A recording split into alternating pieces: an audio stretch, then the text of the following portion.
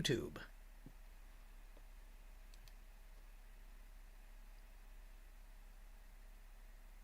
Okay, welcome everybody. We are really excited today to get things rolling, and I just need to do that and that. There we go. And we thank you so much for joining us here on Mastering the Science of Getting Rich. Today we are heading into chapter 14. And it's a great follow-up to chapter 13. I mean, again, step by step, we move forward through this amazing book. And thank you, Wallace D. Waddles, for putting something like this together and making it so concise, so complete, and just so right on that we could study it, talk about it, and share it. And it has influenced a lot of people who are trying to get rich. And again, I know I've said it before in many of the previous chapters. Yes, rich in the monetary standpoint, but also rich in life, health, abundance, and prosperity. So it's not just about the money, although that is important, as Robert likes to say. Money doesn't buy happiness, but neither does poverty. So now that we are ready to go, I first want to say to those of you watching on YouTube, please go ahead and like this video, share this video with everybody you know, and subscribe to our channel. We have more chapters coming up ahead, and we are excited to share the rest of this book with you. In the meantime, let us get started with the impression of increase, chapter 14 of Mastering the Science of Getting Rich, with our mastermind himself, our host, our guide, our friend-tor, our mentor, and our dear friend. Ladies and gentlemen, please welcome Robert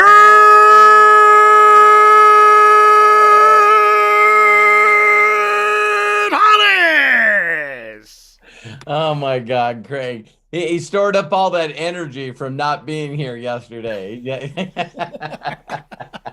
Well, thank you, Craig, so much. The hostess with the mostest. I really appreciate you. And for all of you that sent me some incredible messages yesterday about Matthew, thank you so much. That there's nothing, that gives me more joy than to hear my son talk like that and get all that praise and recognition. So if you guys didn't see yesterday, go check that out. Well, let's get right into this chapter. We do know it's one of the ones that you ask people to read, 4, 14, and 7. And one of the unique things is this whole concept is really, truly, when I read this, it changed everything for me. And I'll explain after we listen to it.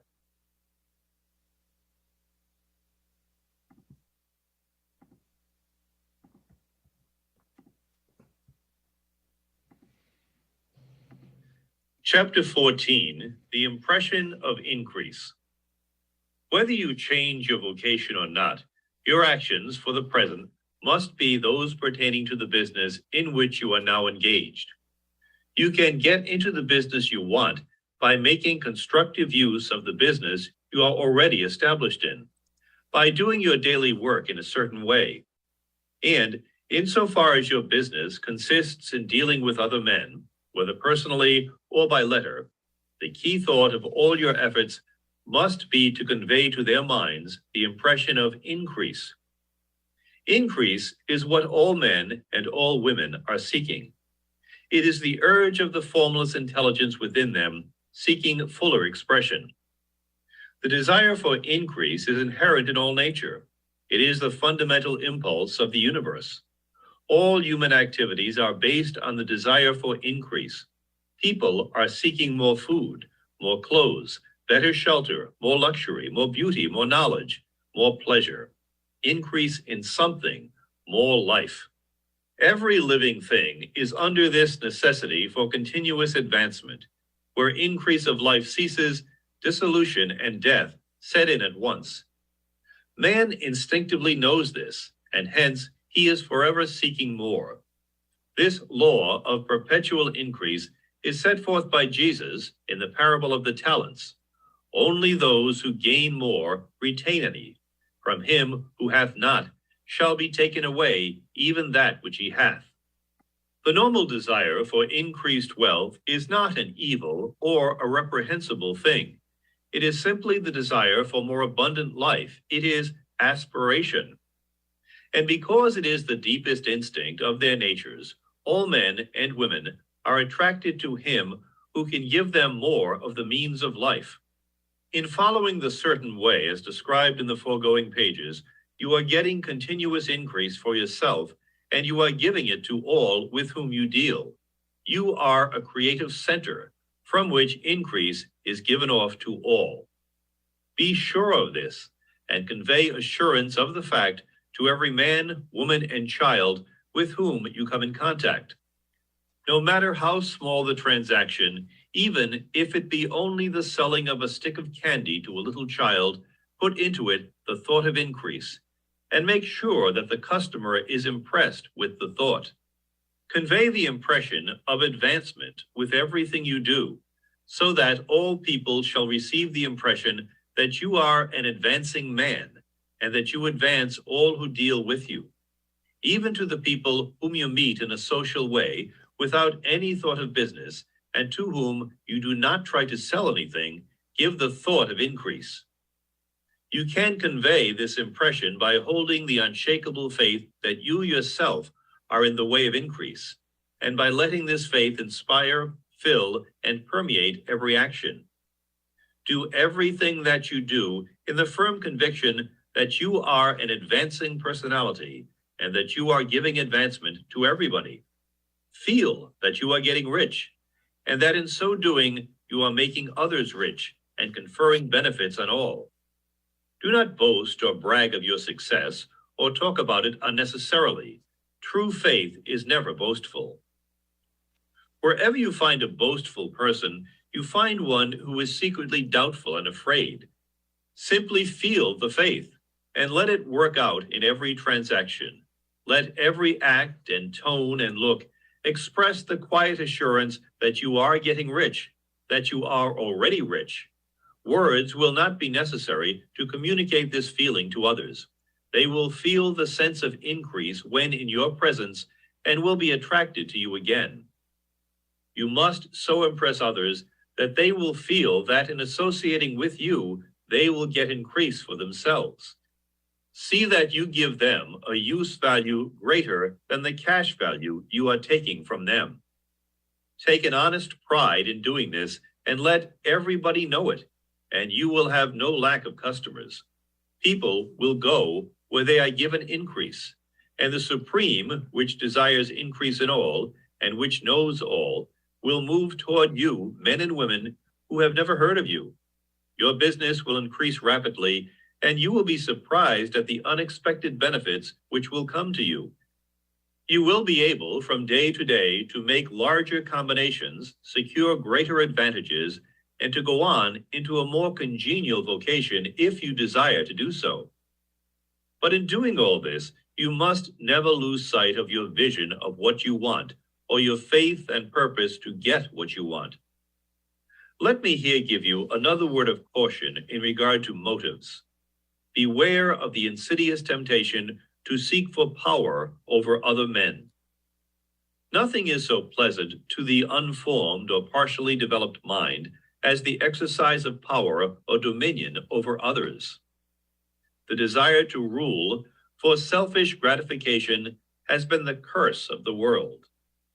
For countless ages, kings and lords have drenched the earth with blood in their battles to extend their dominions. This not to seek more life for all, but to get more power for themselves. Today, the main motive in the business and industrial world is the same. Men marshal their armies of dollars and lay waste the lives and hearts of millions in the same mad scramble for power over others. Commercial kings, like political kings, are inspired by the lust for power. Jesus saw in this desire for mastery the moving impulse of that evil world he sought to overthrow. Read the 23rd chapter of Matthew and see how he pictures the lust of the Pharisees to be called master, to sit in the high places, to domineer over others, and to lay burdens on the backs of the less fortunate. And note how he compares this lust for dominion with the brotherly seeking for the common good, to which he calls his disciples. Look out for the temptation to seek for authority, to become a master, to be considered as one who is above the common herd, to impress others by lavish display, and so on. The mind that seeks for mastery over others is the competitive mind, and the competitive mind is not the creative one. In order to master your environment and your destiny, it is not at all necessary that you should rule over your fellow men, and indeed, when you fall into the world's struggle for the high places, you begin to be conquered by fate and environment, and your getting rich becomes a matter of chance and speculation. Beware of the competitive mind. No better statement of the principle of creative action can be formulated than the favorite declaration of the late Golden Rule Jones of Toledo. What I want for myself, I want for everybody. Chapter 15, The Advance. Okay, now here's this chapter really got me. And you know, the last part of it, the last part of this chapter, you know, just very simply is telling you to beware that if you start getting these windfalls of incredible luck, not to forget where you came from. Just don't forget where you came from. And how many of you guys have ever heard me say that the way to greatness is the service of many? Okay.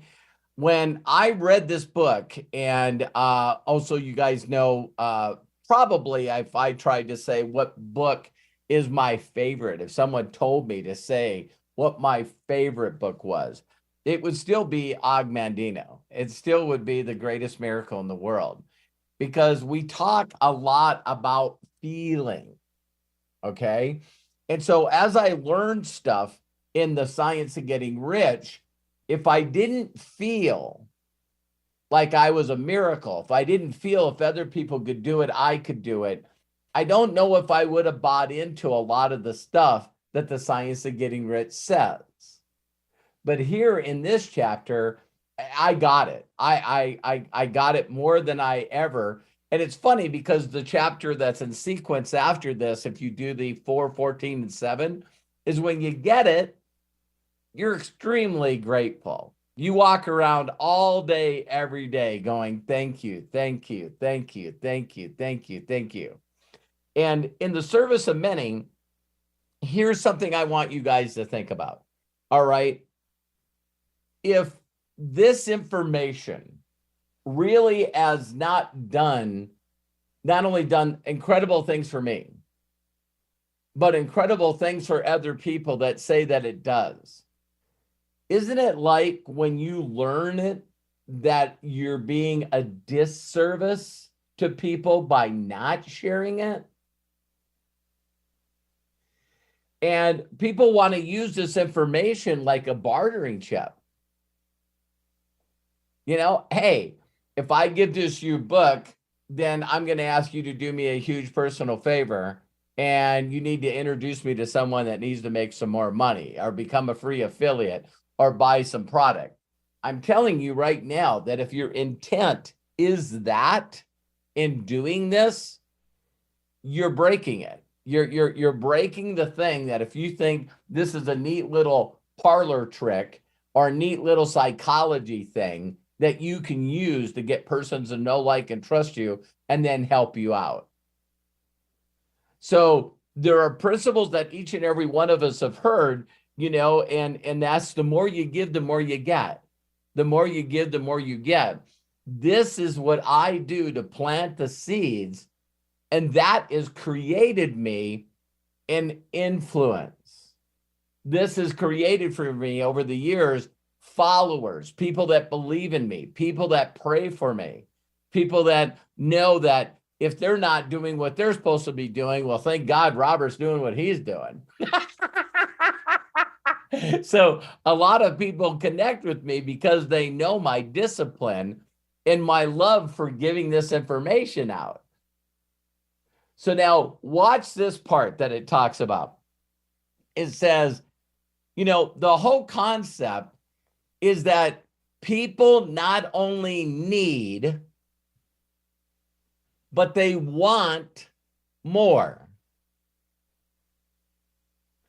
Everyone needs and wants increase in every part of their lives.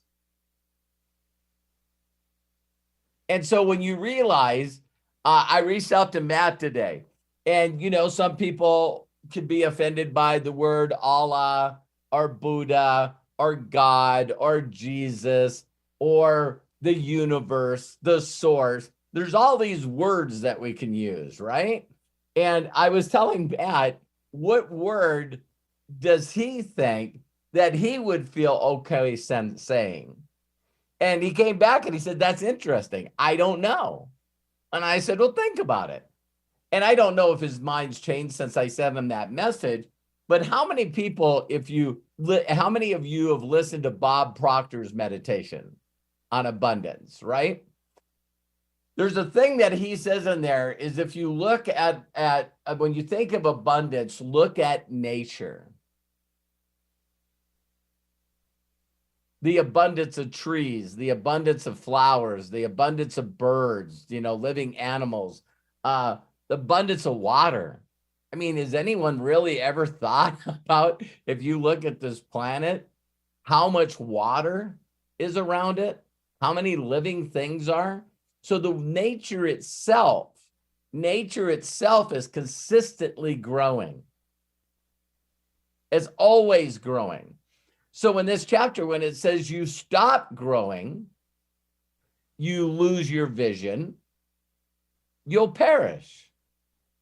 And it's in every religion. It's in every belief. We all know the day that we stop believing in increase, that I can be more, that I want to help more, that I want to be happier, that I want to make more of an impact.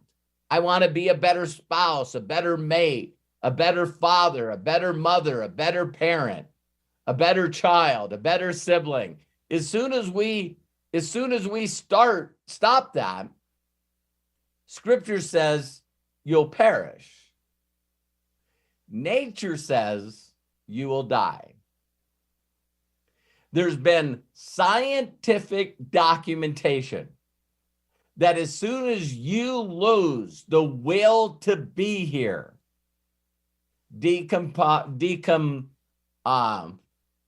start to decompose. How many people think that's pretty spooky? So the consistent thought of, I'm not enough, I'm not a miracle, who am I? If you were just put on this planet to do nothing but get inspired by this information to cause inspiration into transformation, where all day, every day, you're thinking about how many seeds I can sow with this information, talking to the right people at the right time. And now what you're using is all the laws combined. The person that gives the most receives the most. And all of a sudden, if there was a mystery or a wondery, again, it's me exposing awareness of the ways that we were programmed and thought that are not true. Okay? So it's this thing where we feel like it's a transition or a transaction, that if I do this for Dana, then Dana needs to do something for me. And that's the reason that people stop sowing seed. What they don't really get, that I think is another lie, a myth, is what if it came to you, but it didn't came from the source that you gave it to? Are you listening to me? is what if the trickery of the powers to be made you believe that if you did more for your spouse and more for your children and more for your siblings and the people, your parents, the people that should be giving you thanks and gracious and I love you and I appreciate you and you're amazing, we stop giving to the people we love, that basically stops us from giving to anywhere. Because this is just flat out untrue. You don't know how much I give to people that I love, and they give nothing in return. In fact, they're toxic, they're negative. So I'm not saying stop giving to the people you love. I'm just saying take a majority of that information and start sharing it with random people. If there's anything that's ever shown me this, is why is it that you can make a post on social media and get more praise and recognition and that a boy, that a girl, pat on the back, I'm proud of you? Why does that come from more strangers than the people that you actually want it from? That should be a clue. So I don't focus on people I feel I need the approval for or the that a girl from. And I'm giving it to random strangers. And then these strangers send me messages out of nowhere saying, you know, I just wanted to reach out to you and thank you today. I just want to tell you how much you mean to me. I just want you to really acknowledge that you were courteous and you were courageous and brave. And I know that you were going against all your fear when you reached out there and shared it with other people that you didn't know. But there's not a day that doesn't go by that I thank you for doing that for me. Because it changed who I am. It changes how I react. And now you started your own ripple. So, you know, when I first got plugged into this, I remember someone saying to me that I had to come up with a dream that was so big that it kept me alive every day. And I was constantly pushing for this. And I share this with you guys on another video. But the biggest thing I could think about after I realized that I was a miracle, that I was created a miracle, that the person that created me or the entity that created me, nature, that I would spend the rest of my life trying to outgive that made me a miracle. And when I came up with that, and I know some of you are competitive, so you won't use that. So you'll immediately feel like you need to come up with another goal. So when I say, I'm greatly blessed and I'm highly favored and I'm deeply loved, your brain goes, well, that's his, so I got to find my own words. What part of your spirit and your soul does that? Why is it so rebellious? So some of you will listen to the gift that we're giving away, and it's got to be different. You'll give away a different book. You'll give away a different number of chapters in a different sequence. Stop it. Stop it. I know I'm a simple person, but I do things that others have proven already works with others. I don't think I've ever said it that way. I do things that other documented people have done for documented others. And my mentor beat that in my head. He said, Robert, how big's your stack? How much are you making? How much do you love yourself? And those were not good answers. And he said, can you do me a favor, please, for me? Don't do it for you, because you won't do it for you. He says, do what I teach you and get really, really good at it each and every day. Get better and better, gooder and gooder. Just do that. And you will become to a point where not only money won't be an issue, freedom won't be an issue, confidence won't be an issue, loving yourself won't be an issue. And when you get to those places, then start wrapping in your cool creative ideas. But for just now, do me a favor and just follow the proven path. Just follow the certain way. So there's one other aspect I'll share with you guys, and then we'll go into the Q&A. I just love that whole concept of, you're being in a disservice, not sharing something that will transform somebody else's life. That's a disservice. All right? That should nail you the way it nailed me. All right? The other one is, if you guys want to know what my magic is, it's this chapter. It's my sitting down with you and going, why do you want to do this? What's the reasons for doing this? And you guys watched me with John. I probably easily got over 200 messages from that little thing that John and I had. John, what chapter was that?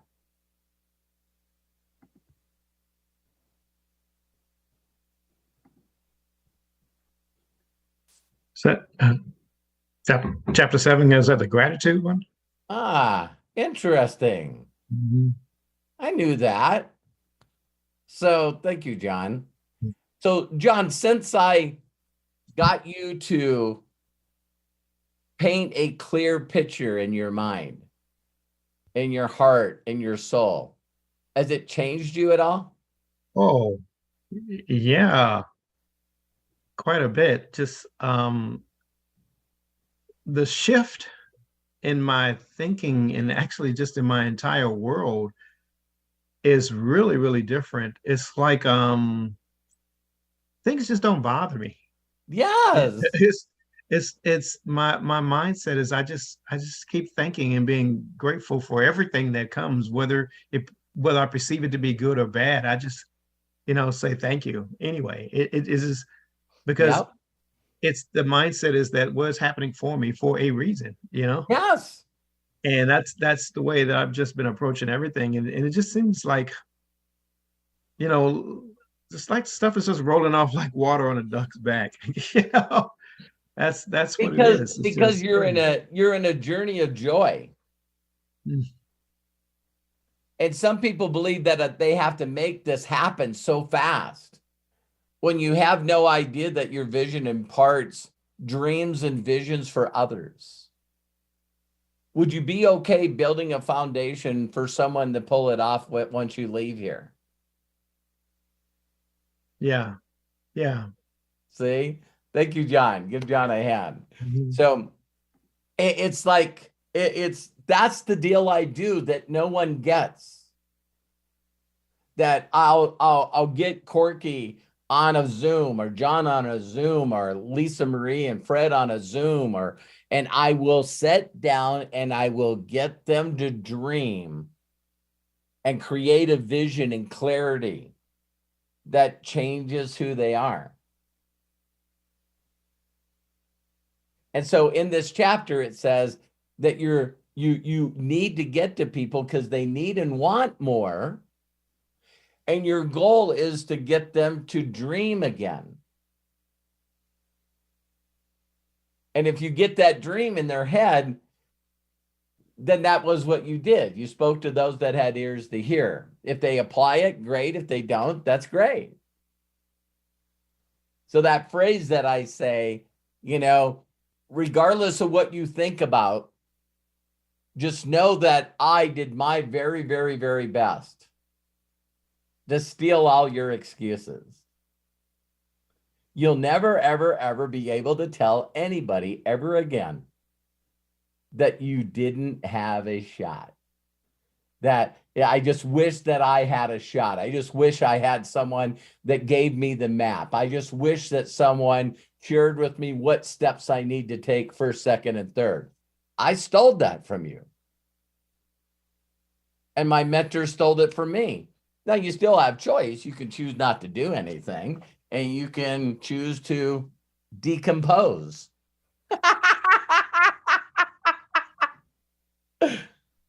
Just know that on your deathbed, What if you were given a chance, one wish on your deathbed? You know what I believe that wish should be? Can I get a do-over? Can I, now I know there was a lot of stuff I didn't do because of my stupid thinking and my overwhelm and my fear and my frustration and confusion. And I know I got all these stupid little voices in my head that I never just told to shut up. And I wish I would have known that I would have got confidence by doing things that were little tiny things that could build me confidence, and then I'd do another little one and I'd get confidence, and I would do another little one and I would do confidence. And I would build my confidence and get rid of fear and get rid of stress and worry and become free for real. So just not in time, freedom of stress, worry, fear.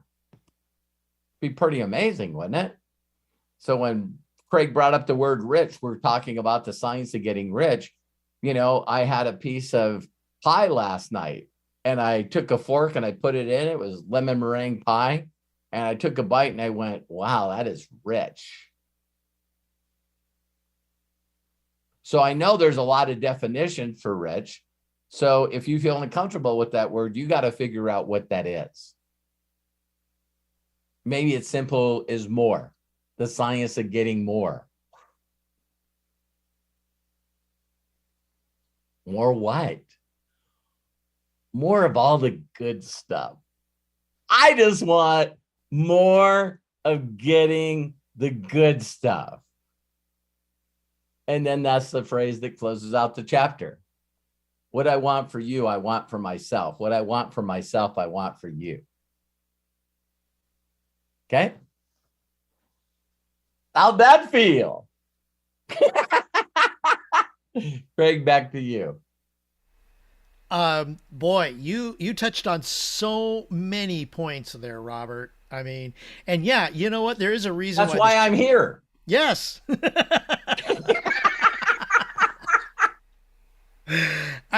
All of the, and that's why this is so important. This particular chapter is part of that combination that we see you stressing. Chapters 4, 14, and 7 in that order. And Robert just nailed it and explained it so well.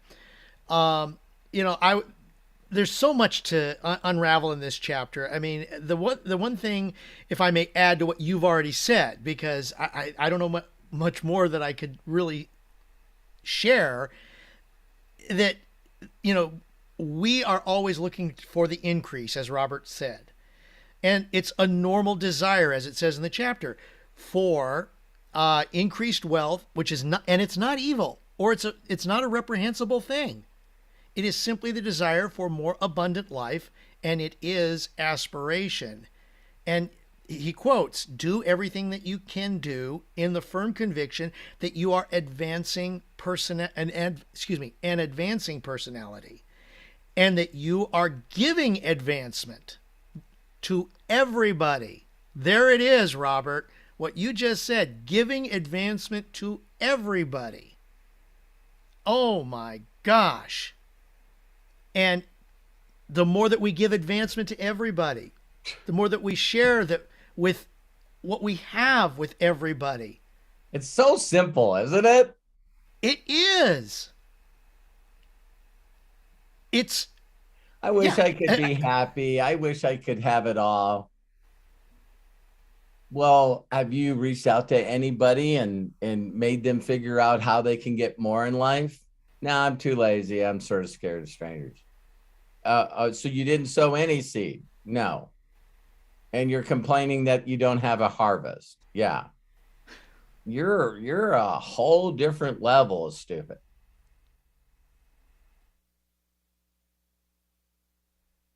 So it should be like, how's things going? Not too good. Not too good. Why? Well, I made excuses for not planting seeds and helping people how to figure out how to get more in life. and I kept putting it off and procrastinating, so I don't have a harvest. So things pretty much suck. Be crazy to walk out to a farmer and it says, foreclosure. And you walk out to his farm and go, how'd you lose your farm? I just didn't feel like planting seeds anymore. Like you'd be going, what is wrong with you? Well, to be honest with you, I allow my feelings to get a part of me, and I've given to a lot of people. I help out my neighbors. I help my children. I help my grandkids. I help everyone, but no one wants to help me. So I just figured, what the hell? I'll just stop planning.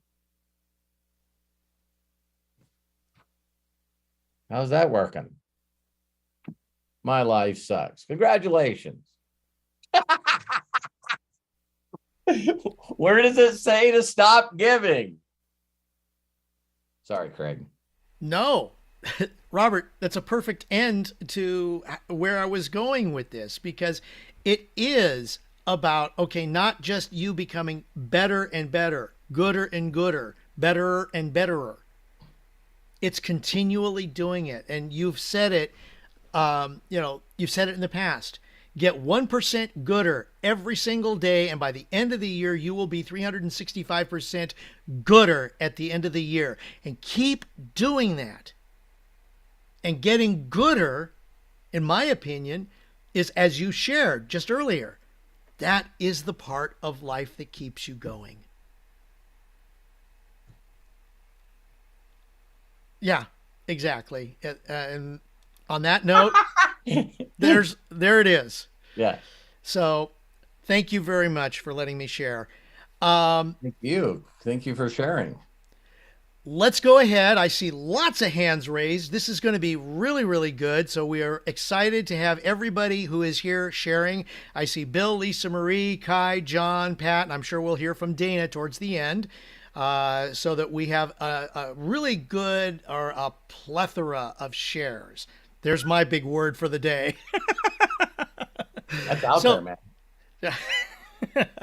So, ladies and gentlemen, let's get started. Once again, before we actually start, I'm sorry, my bad. Before we get started, please, as a reminder, those of you watching on YouTube, please like our video, share the video with everybody you know, and subscribe to our channel. There's more great masterminding and teaching and guidance where you are watching right now here on Robert Hollis's YouTube channel. So please join us. Let's get started. Bill Shoemaker, I see you are up first. Go ahead, open up, and please share. Thank you, Craig. You are amazing. And we missed you yesterday. And Matthew Hollis just filled in beautifully. I mean, he shared some incredible stuff. And Robert, you must be so, so proud. I mean, Always. Yes.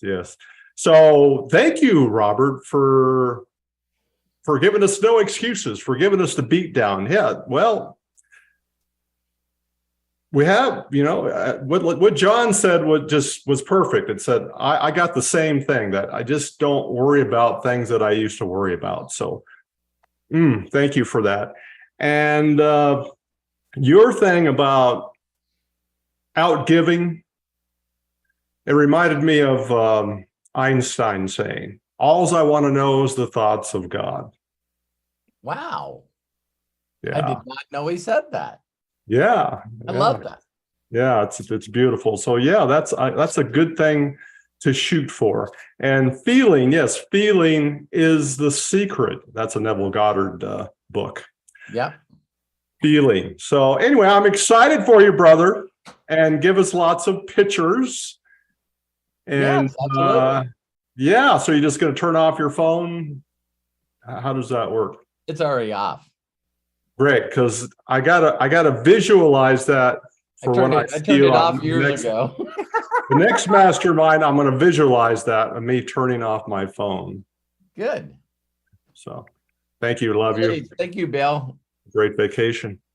Thank you very much. I love and appreciate you. Mm-hmm. All right, let's go ahead and move right along. Lisa Marie Cook, I see your hand is up, and there's more hands going up, so this is going to be a good one today. This is going to be exciting. Hi, guys. Go ahead, Lisa. Okay, how's everybody doing?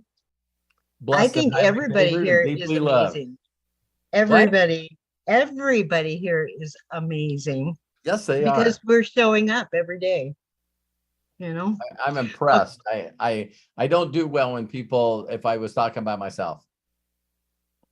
I don't like talking about myself either, except for beating myself up. But I did have a question at the beginning. I do not any longer. I feel like I almost made a full circle from 5 years ago to right now. And that transition just is happening like in the last this week, or well, first day, just like over the last 3-4 days. It's just really kind of coming together. So proud Am of I? you. Yeah, I am too. So when I first started 5 years ago, I was I was like bouncing off the walls. I was so excited about one of the products, and I felt like I had to tell everybody. And I did feel like if I was doing a disservice if I did not, because of all the amazing things that it did for me. And I won't get into that, but then I started getting into following people that I love, following you. And for some reason, it was all about the money. It wasn't all about do you know what I mean? I do. I don't know how to explain that without me making myself look like a shithead, but that's No, I would say, Lisa Marie, when you just said that every one of us does our very, very best, very best to be understood. And sometimes I say things and people perceive it not like I meant it. See what I yeah, mean? yeah, And so absolutely. we all make mistakes by saying, I feel like they said this. And so now what I'll do is I'll consistently ask people to do me a huge personal favor and introduce me to anybody that needs to make some extra money. And so the whole thing about, making sure that you're sowing seed, regardless if you get that person to do anything for you, is just the missing key, the missing link, that everything that you are is not focused on the money, it's focused on the vision of Buddy's Place. Well, and see, that's where it kind of closes in and to where it is now. Awesome. And yeah, that's what I wanted to share, because I feel like the best things in life is to make you realize that if you're in a rut, okay, let's everyone imagine that you're in a rut, right? Before you go into the rut, just take the steering wheel and move it a half an inch this way. So it's going to do a bunch of violent stuff because it's going to want to be in the rut. But once the tires pop out of the rut, now you're only a few inches from the rut. But what if you stay on that path? right, In a mile, you can't see the ruts. right. Yeah. So See, this oh is my just gosh. so this is just a little direction. Oh yeah, Buddy's Place. Oh yeah, Buddy's Place. See what I mean? And so now I need to sow seeds of the science of getting rich. And I'll find those, and by sowing that seed, the harvest I get will be the connections and the people that I would need to make this come true. And there's one other thing that, Lisa Marie, that I was given this morning in my prayer and meditation that was directly for you. And when I heard this today, I went, oh my God, I'm going to use it. So all you got to use is change the word can't. Change the word can't to I don't. So let's say that you're overwhelmed, or you're stressed, or you feel attacked, right? You just go, I don't do that. I don't do attack anymore. I don't do reaction anymore. Right. Yeah. Been there, done that. See ya. Yeah. So if you constantly in your mind, say, I don't know why I get triggered and I feel attacked. I feel like people are attacking me and I can't, or I have a lot of difficulty, or I just don't know why this keeps happening to me. Take the thing that you want to get rid of the most and go, I don't do overwhelm. Yeah, So it'd be like me walking up to you, Lisa Marie, and I say, hey, you take one of these, and you go, what is it? And I say, well, it's drugs. I don't do drugs. I have nothing against you and people that do that, but I don't do drugs. Mm-hmm. So I don't do getting hurt. I don't do overwhelm anymore. I don't do hurt. I don't do confusion. I don't do, because people get mad at me because people will reach out to me and they're going, I'm really, really, really confused. And I go, you do know that's a state of mind, right? Yeah. You know, I've been so overly watching my words because it's like, as soon as it starts coming out of my lips, it's like, you know? Yes. Oh my goodness. And all you got to do, for those of you that pray, and those of you that are do your gratefulness, say, I'm just so grateful that, I'm so happy and grateful that I choose to allow nature to guide my path. Right. And I'm happier when I do that. So hello. I'm proud of you, Lisa Marie. Thank you so much for sharing. Thank you for everything you guys are doing. This is amazing. I honestly think that every child in the world should have to go through this book in school. Yes. Yeah. Oh my gosh. That will be the thing. I believe right now you guys are noticing, instead of, I've even changed my words. My wife catches me. I give her permission to correct me. And I used to say, change this if you've learned this from me. Hi, Lisa Marie. I hope this message finds you and yours blessed during these uncertain times. See, uncertain times is, I don't want to put that in their heads. I don't want to put, during these crazy times.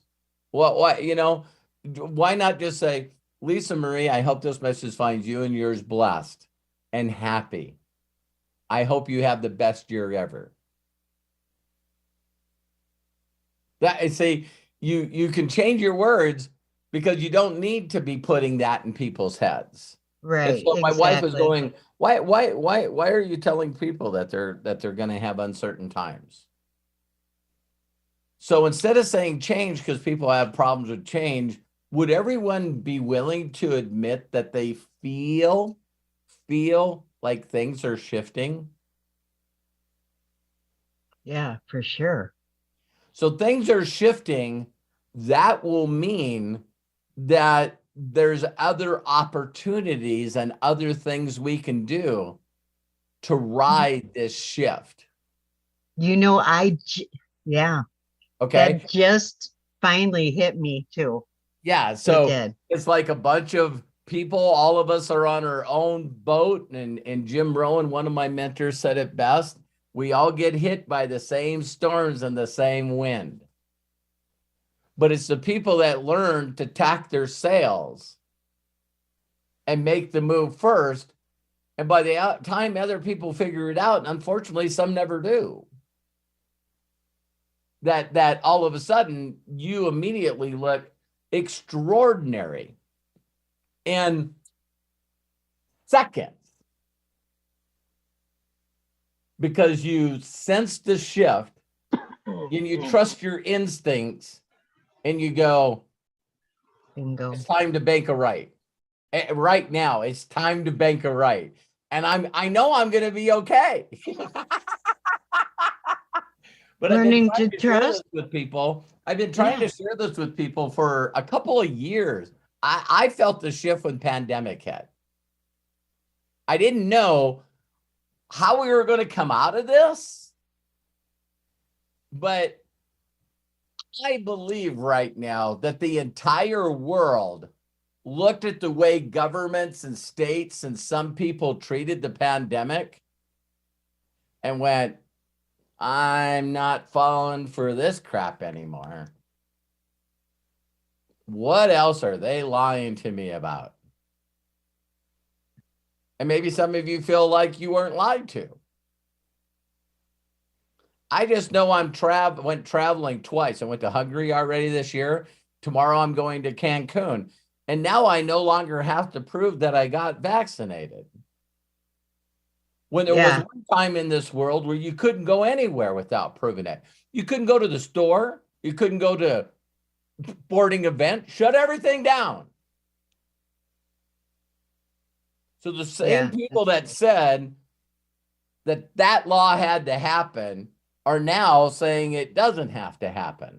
The same people. I'm not saying what's wrong or right.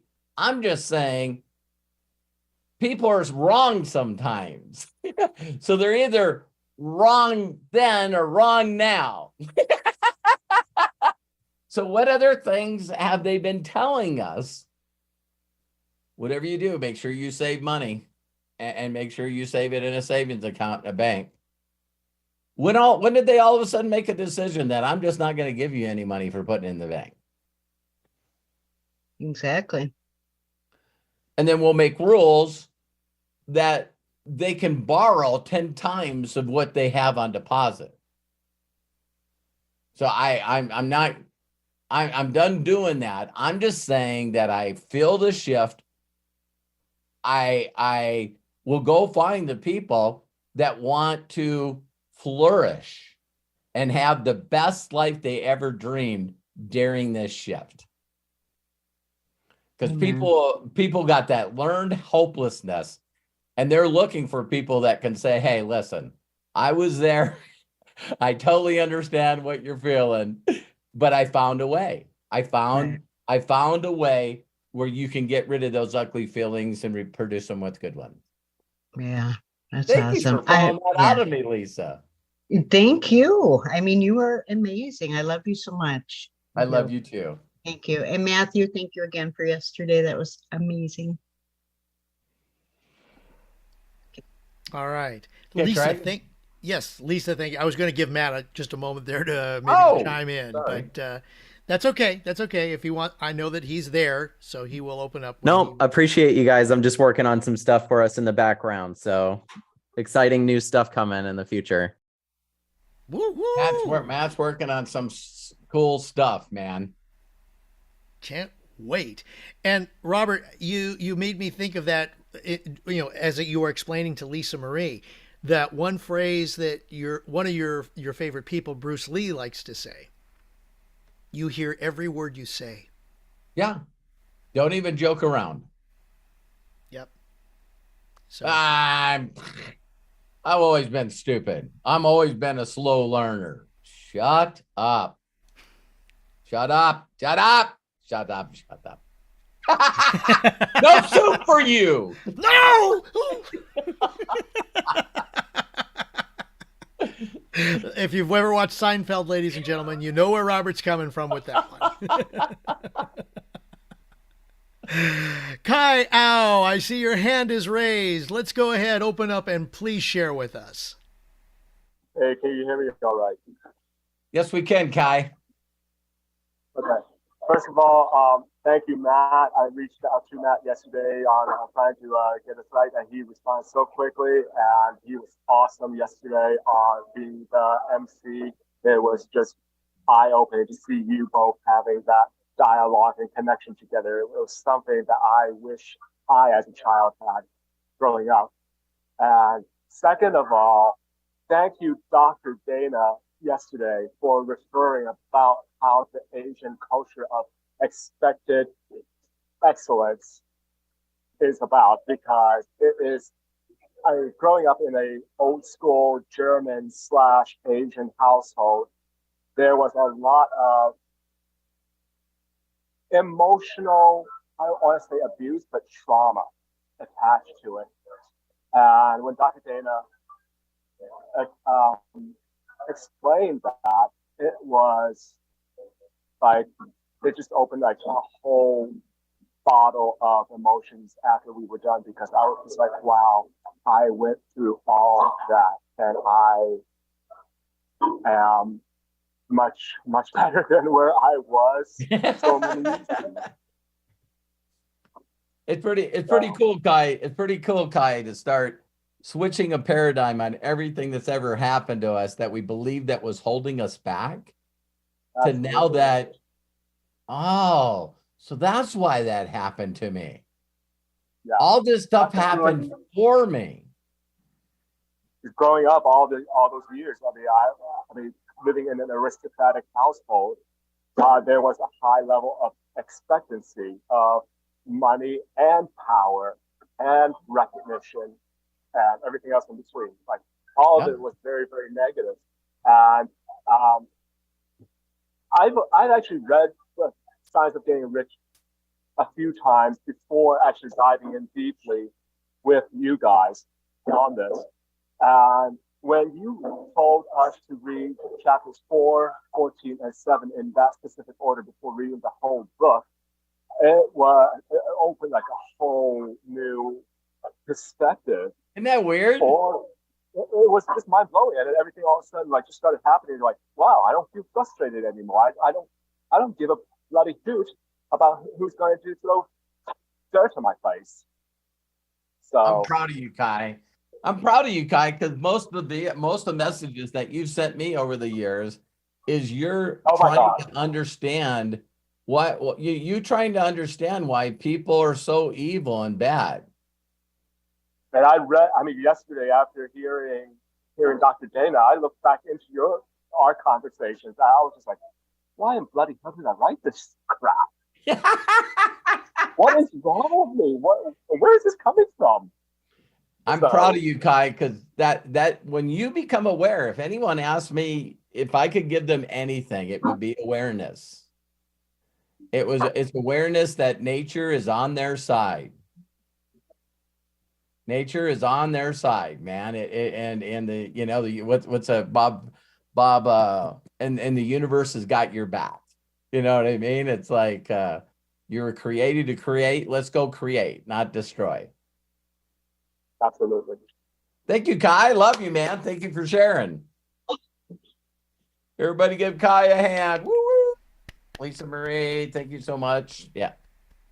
Thank you, everybody who's sharing. This is why this is such an amazing series, a web series, Mastering the Science of Getting Rich. And please, those of you watching on on YouTube, I don't know why I keep saying Facebook, because we are not on Facebook. It's only because we've been doing, AMA is forever on Facebook. So yes. I got to give you a little leeway there.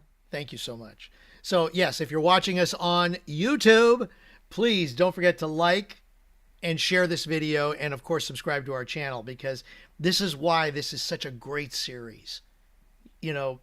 People need to dive into, yes, being the fact that it was written in 1910, there's some wording that's a little outdated, but now you get the opportunity to get a little more of an updated perspective, and with someone whose perspective has been so changed to the positive that this is, yes, it may be his number 2 book after he shared earlier today, but it's still an important book, and it's still an important teaching in his way of guiding us to become better.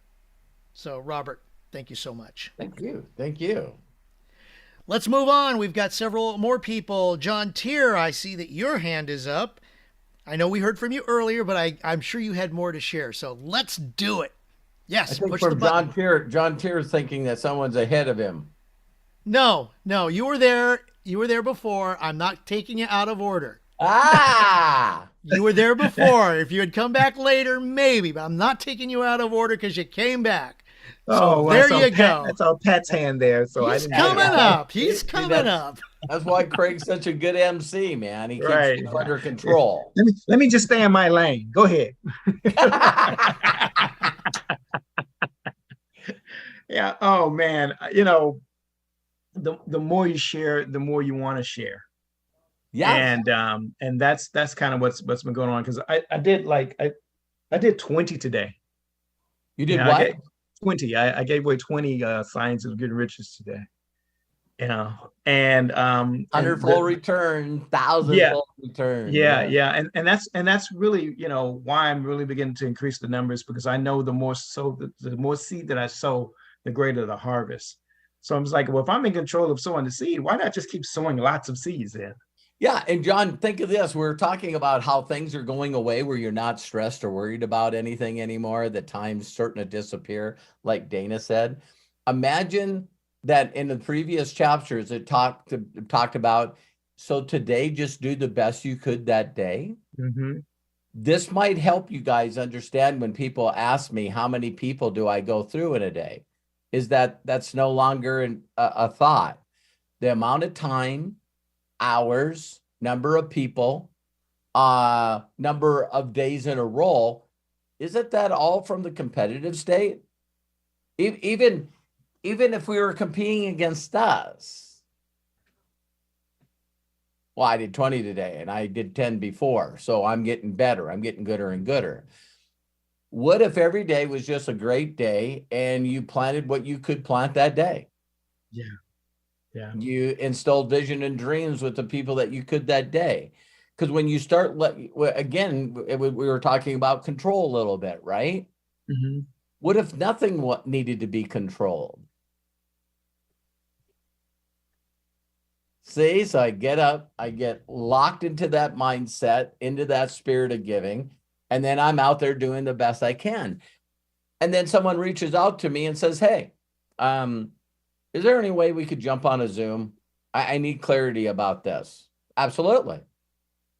So now it's not how many seeds did I plant or what one of those seeds grew in fertile ground and all of a sudden started sprouting up and needs some of my time. That's where I know where people are really lost. See, they're planting seeds, but people that reach out to them, they will never get back to them. If you see a couple of seeds that are sprouting up a little bit, that's why every one of you that have ever reached out to me, I'm reaching back. See, that's you guys sprouting. That's you guys growing a little bit. Why wouldn't I want to spend time with the seeds that are starting to get ruts and they're starting to get strong and they're starting to get confident? Why wouldn't I want to? Why wouldn't I want to nurse that? You guys hearing that? So now here's the other thing. It's like, why would I wrap something stupid around it? Like, well, you're not binary qualified. You're not in the bonus pool. You're not an executive. Why would I want to put all of these things that have nothing to do with another human being just needing another human being? Why would I put requirements around it? That's programming. That's programming, but it's also manipulation. It's manipulation. It's I'm going to try to get something out of this person because I gave. See, so I'm not going to give any of myself to you guys because you guys have done nothing. Wow. When I say it out loud, doesn't it just feel like ick? So if I don't say it out loud, then you know what some people do that watch this live or recorded? I don't need to say it out loud because you think it. Well, I'm not going to reach out to them. I'm not doing anything. I'm nobody. I'm nobody. I haven't done anything really. I don't make him any money. He's too busy. I'm not worth his time. See, I don't have to say it to the majority of people. They're too busy beating themselves up with the same negative, stupid thoughts. What if I send him a message and he looks in his back office and he sees that I didn't even place an order today? Well, you guys don't realize that I don't even look. I don't even know if some of you are in my group or not. I don't care. I'm just trying to do my best to plant good seed and good ground. Are you good ground? That's and if you're not, my goal is to make sure that you feel like you're good ground. Yeah. That you deserve more. That's a confirmation of I was talking to a friend of mine earlier today. It's a confirmation of, what they gave me in Yes. terms of like, being open, being really, really open.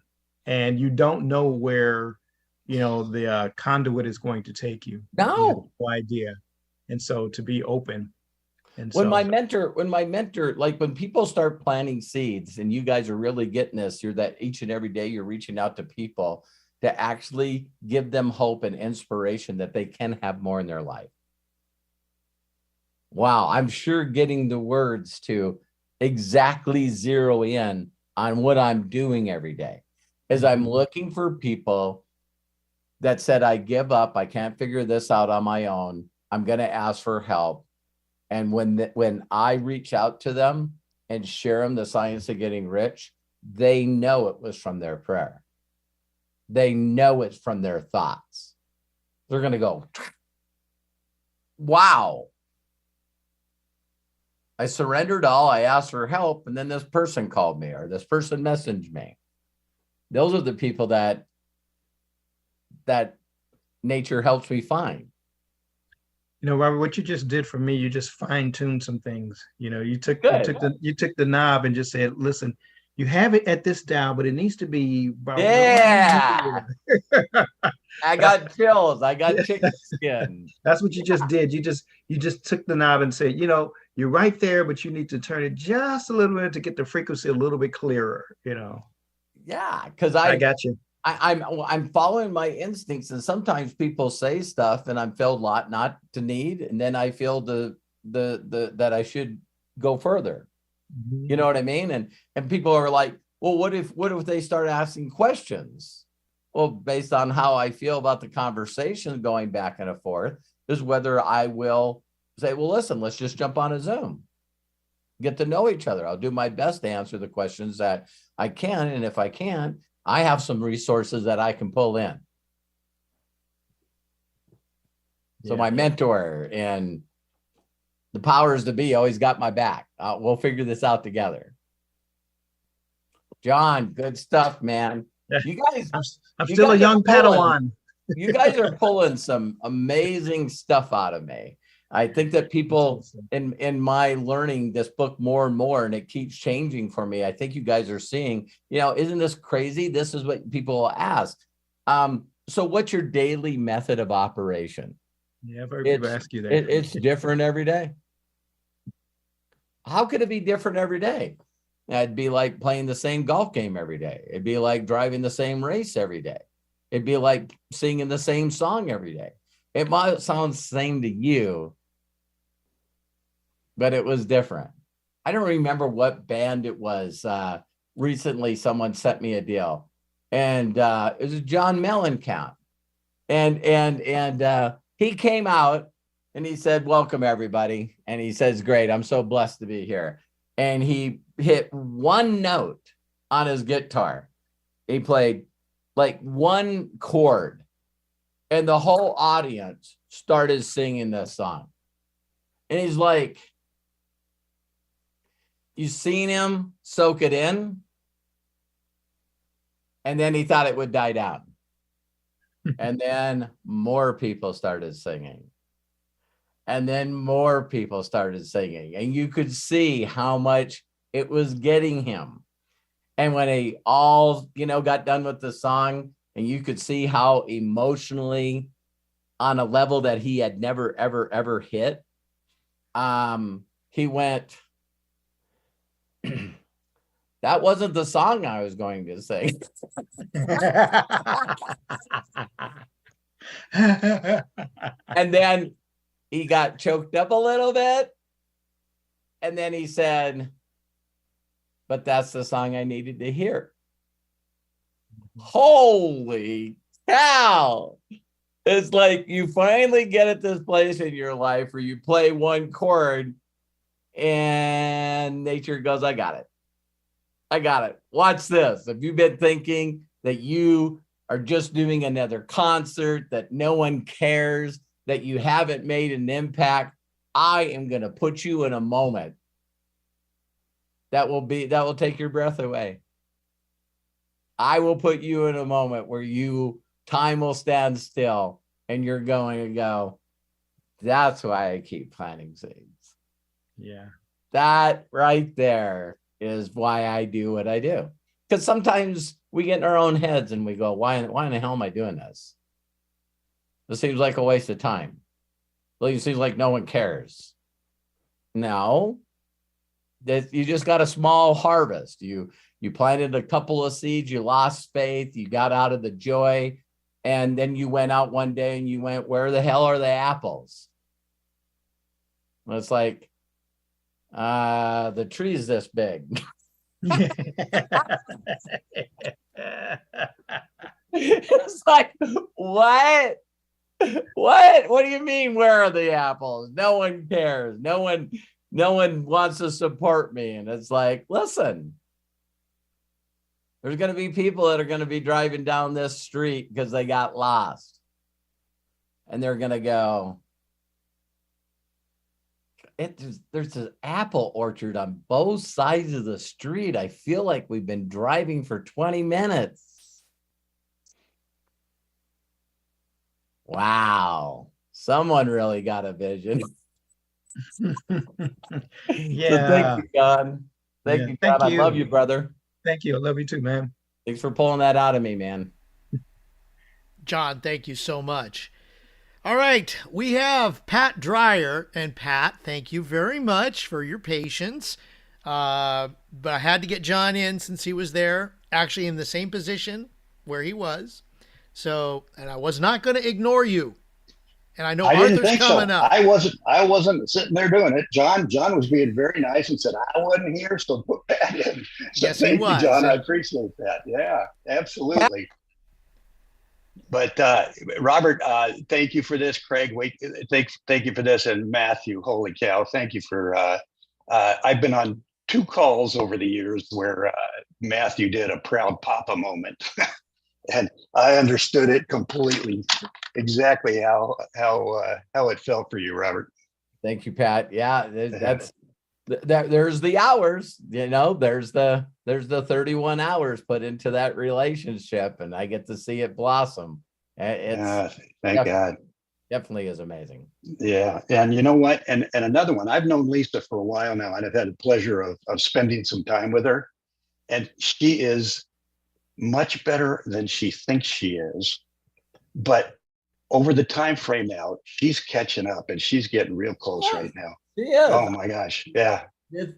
She's so, like Lisa. The growth in Lisa has been phenomenal, and watching it with you. I agree. She's like a lily, and I'm watching her just open up. We're all watching her just open up. So thank you. Yeah. Thank you for acknowledging. While you were doing your deal, I was writing things down, so a bunch of stuff hit my head. So if I go too long, tell me to stop. But this chapter, and Matthew was all about it. Books were written about this chapter. I mean, this book has everything, but everybody else wants to go out and right. And Dale Carnegie wrote that one that Matthew did so well on, and how to win friends and influence people. And it's just as simple. Depression of increase is as simple as using someone's name, giving a compliment, little things like that. But that book was a bestseller and changed so many people. If they only knew where it came from and were to have gone back and studied that book too, it would have been incredible. But it helped them a lot. Another thing that you did was when we were talking about giving and giving and giving. I had some friends and we would say things like, yeah, boy, old Robert, he just gives and gives and gives. Sometimes until it hurts, and then he gives again. Yeah. But you know what? And that is you, Robert. And you know that the more you give, the more you get. And we know it all comes back tenfold or more. And you especially do. And we appreciate what you've done with that. But some people don't realize it. So let's look at it in a job, right? You're supposed to give more than you receive. And so if you're doing that in a job, you may not see it back in a raise or promotion, but you will see it. It's not going to come back from the company you were with, but I'm going to guarantee you, there you go, Craig. I'm going to guarantee you that there's going to be another company that recognizes your efforts and pulls you out of that company at such a high high dollar figure that you'll be running to get to that place. So that was that on that part of it. But then the other was when they were talking about people wanting to be masters, instead of and have dominion over people, that kind of thing. It just reminded me of, we've heard of these before, leader versus boss. Yes. And when we're talking about the boss, that's the boss. And in network marketing, there are so many sponsors that want to be the boss, and they don't realize they have zero leverage over anybody there, and they just look stupid. Yeah. Right. I mean, what's the leverage? If I want to be the boss at work, I can be your boss. It's the little things that we don't realize that, again, it's a perception or an idea that someone shares with someone, and then people just grab that and go. Yeah. And I know some people that we know together that believe that the first step to a harvest is being a leader. Right. And I don't know where that is for you, but you got to get to a different mentality when you stop doing the seed planting. And there's two groups of leaders. There's a leader that's hand in hand with all his farm hands planting seeds. Right. And then there's other people that just hire people to do that for them. And they don't understand why it doesn't prosper. So right.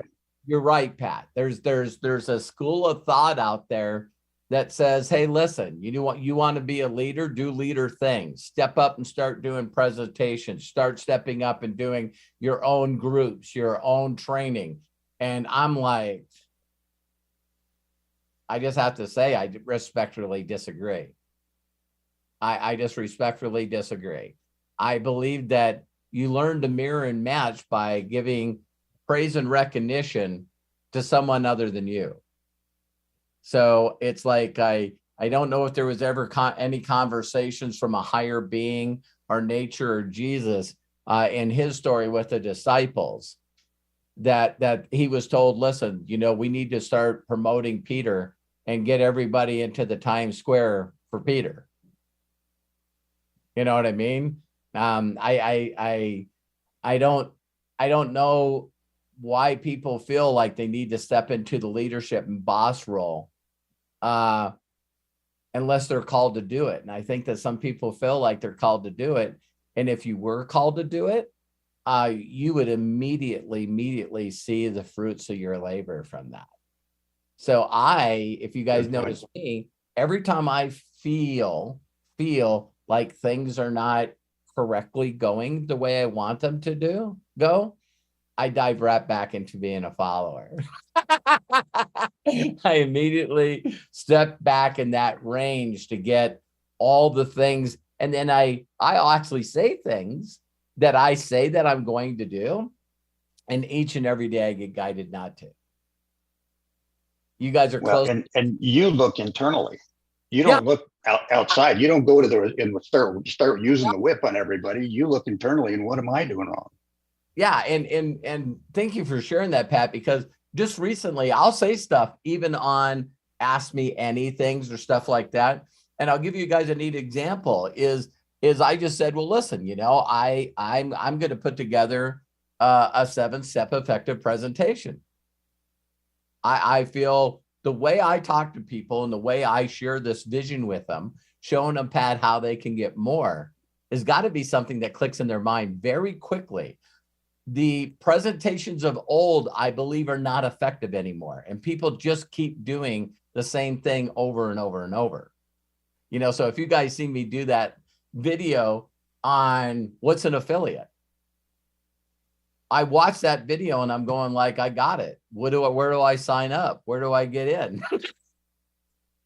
And it's like, I keep talking about less than a 45-second product presentation. So I'll sometimes say stuff, Pat, and then when I get up in the morning and I do my prayer time and I do my personal development, my meditation time, And I'm going, I'll tell Matt, listen, these are the videos I'm going to do. I'll get them to you today. And a week will go by, a month will go by. And we never talked about doing this series. We did not talk about doing this series. Let that soak in. So it's like, why don't you read The Science of Getting Rich again? Why don't you go back to the basis and get inspired? And then I read it, and I had the same thought that I had when I first read it. The same thought that Rhonda Byrne had, the same thought that Napoleon Hill had, Andrew Carnegie, Bob Proctor. Oh my God, I got to get this feeling to other people. So as soon as I read it and got inspired, I'm going like, what the hell am I doing? Every time I focus on sharing these seeds, the harvest grows. And it's not that I need the harvest to grow, but I do. Because it made me go, I'm not interested in being a master affiliate. I'll become a master affiliate by the side effects that happens to me going to help 25,000 orphans. Right. I got to stop saying that my next goal is 25,000 orphans. I need to make it happen.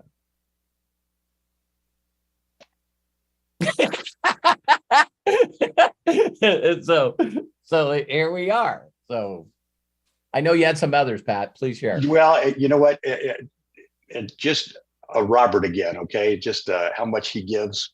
I introduced him to a young man that was absolutely blown away that he was able to meet and speak with Robert Hollis because, you know, Robert Alpha, yeah.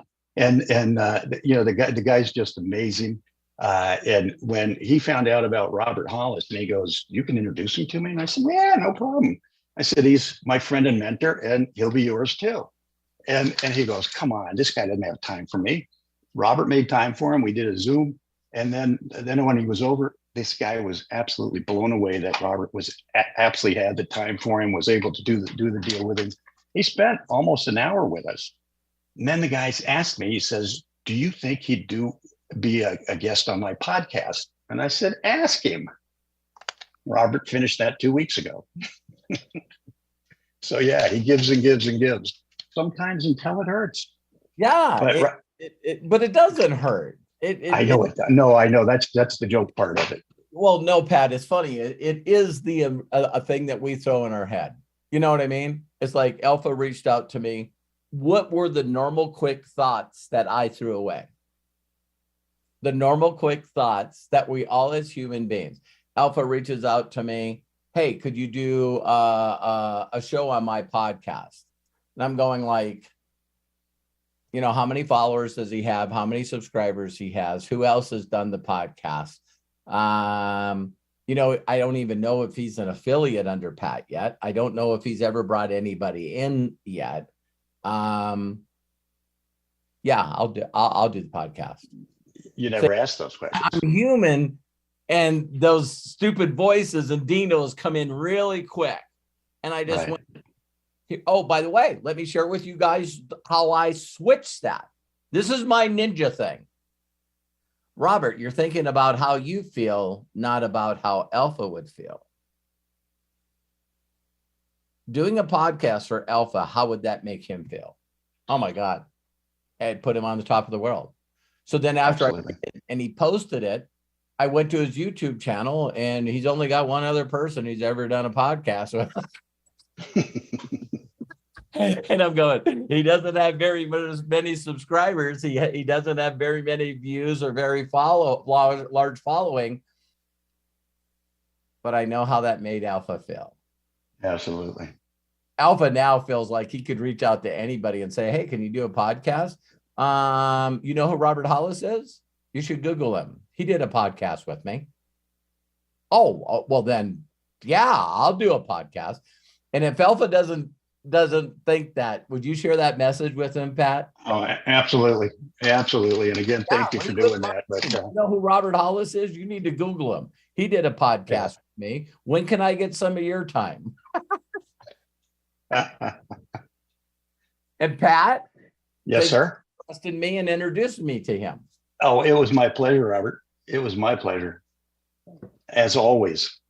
Well, I'll tell you what, let me leave you with one more thing. Please. Let me leave you with a Bob Proctor. And it's if you want success, just leave people better than you found them. Period. I heard the phrase, I believe it was from the same guy, if not Jim Rohn. But my goal, and I think you guys know this already, my goal is whenever you spend any time with me, I want it to be the highlight of your day.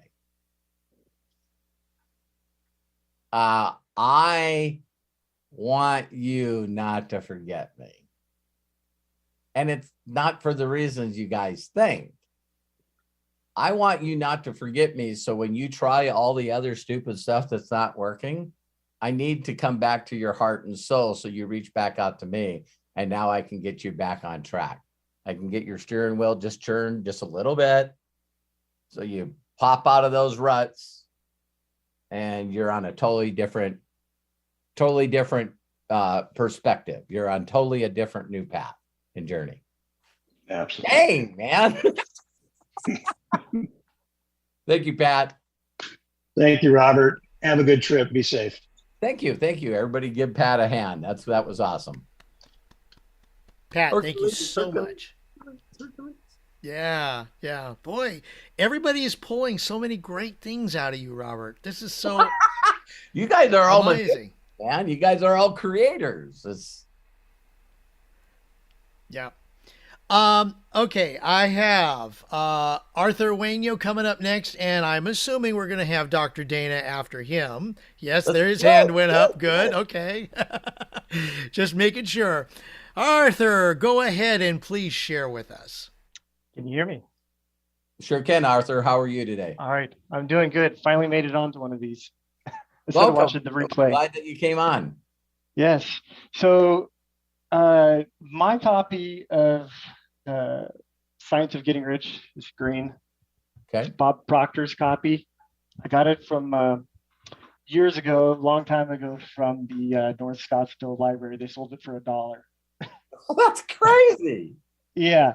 So there's in the back of the book, Bob Proctor put these questions on each of the chapters. I don't know if that's in the other books or if that's part of something that Bob Proctor put in.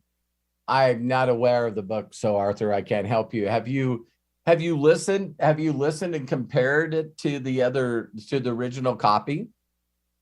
No. All it says on the back of the book is, can you answer these questions of the Science of Getting Rich? And there's just 3 questions on the chapter 14, but like the first one is, why do all people desire increase? Number 2 is, what assurance should you seek to convey to others? Okay. Number 3 is, what temptation is spoken of? How much power do you want? Why do you want the power? Robert, if I can interrupt just for a quick second, you have shared this with us. This is that Can You Answer These Questions PDF. Oh my God. So maybe that's where it came from. I don't know. It could possible. Someone sent it to me. I haven't read that book. I don't know, Arthur, if you heard me say in some of the other videos, is my audios that I had that I've been sharing with people for quite a while, I found out were not the originals. Okay. It was pretty crazy. And when I figured it out, because of the help of some other people, John being one of them, is John just reached out to me and he said, you tell people to read 4, 14, and 7, but it's really chapter 13 or 15. And I'm going, what? And so in my hurriness and through sharing the Science of Getting Rich from the Rhonda Burns website, The Secret, and also the audios from Dennis Waitley, they were edited. And there were some pretty amazing things that were left out. And so I'm not going to say anything other than to say that, some of the big giant parts and the big points that are made in this chapter, were taken out. And I'm like, I don't know why, you know what I mean?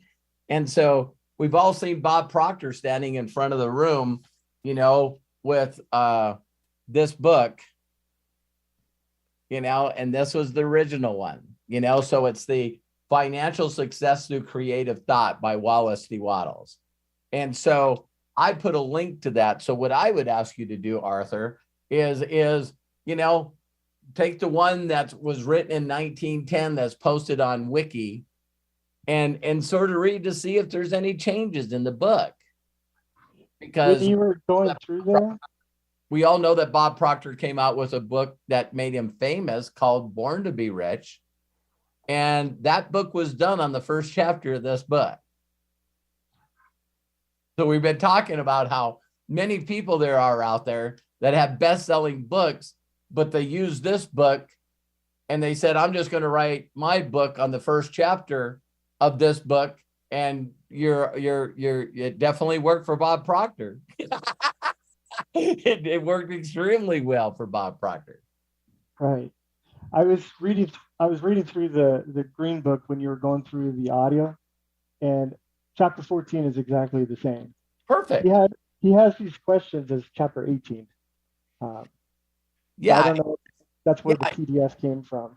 It's funny because when me and Max wrote my book, that's one thing that I loved about the book that you have in your hand.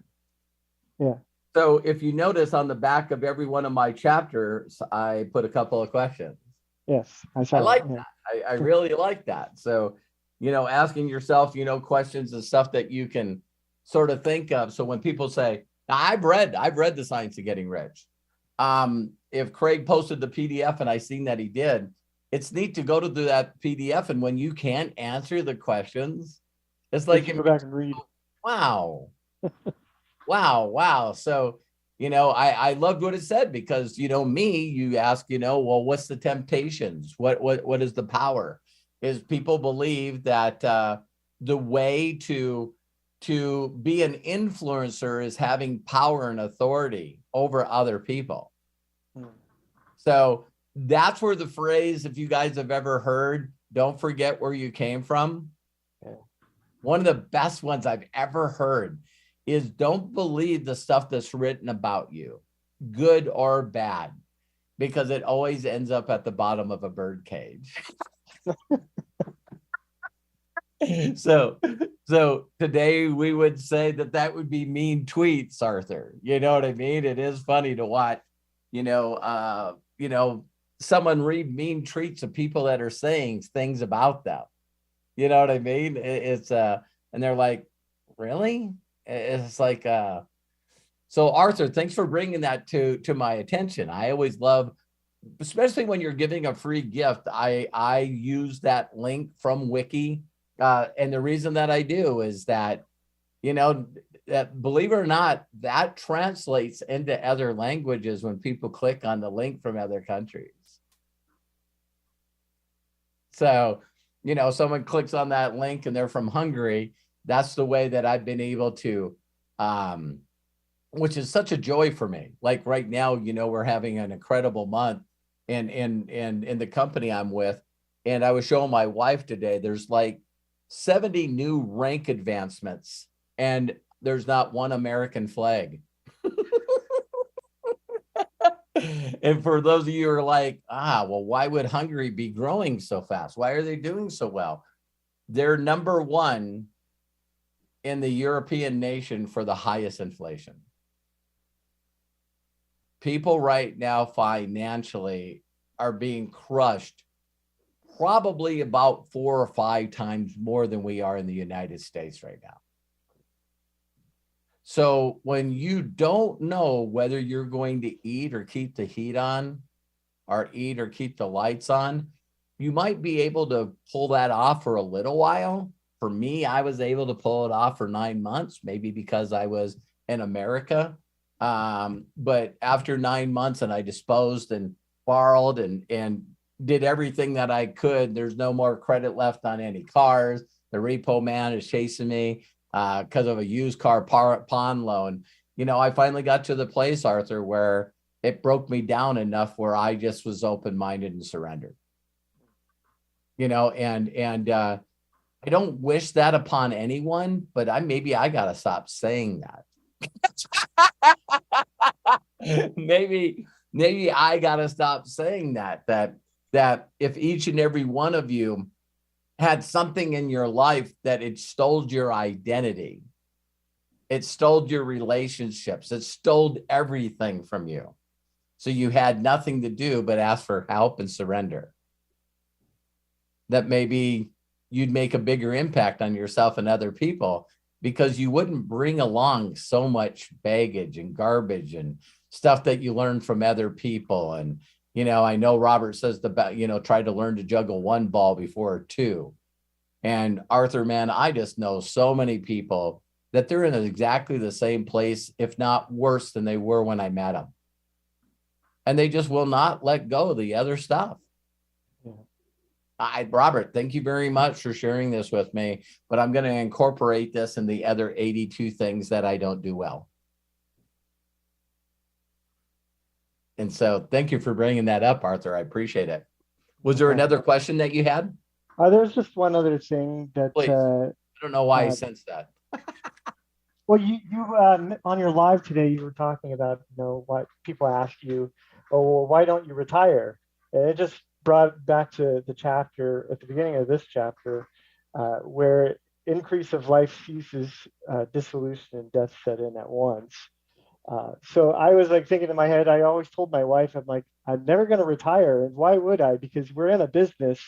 We are being paid to speak with people, to talk.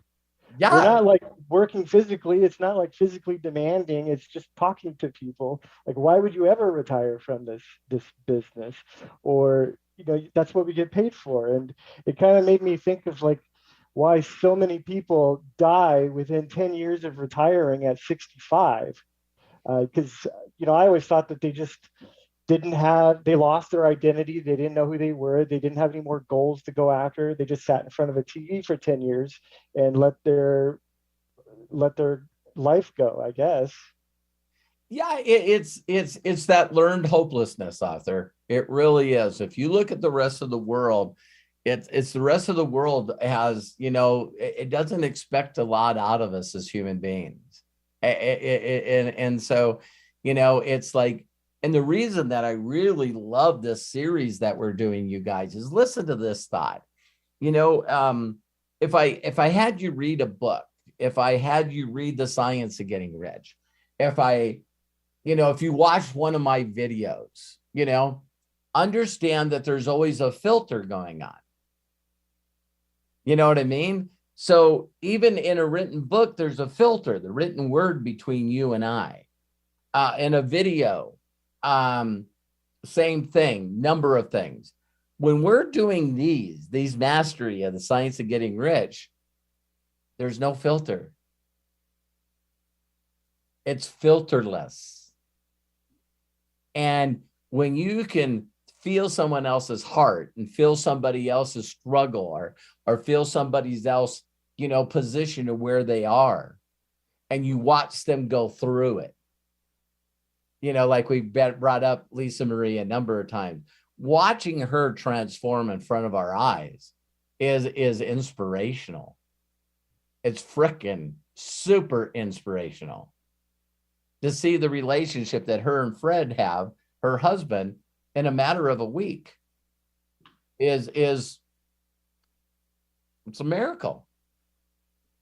And it's because like Albert Einstein says, Arthur, it's like it's a scotoma, it's a blind spot. It's the funny saying is, how can you tell a stupid person that they're stupid? How can you tell an ignorant person that they're ignorant? And I believe it was Mark Twain that said, it's not the stuff that you don't know that's hurting you. It's the stuff you know and you believe in.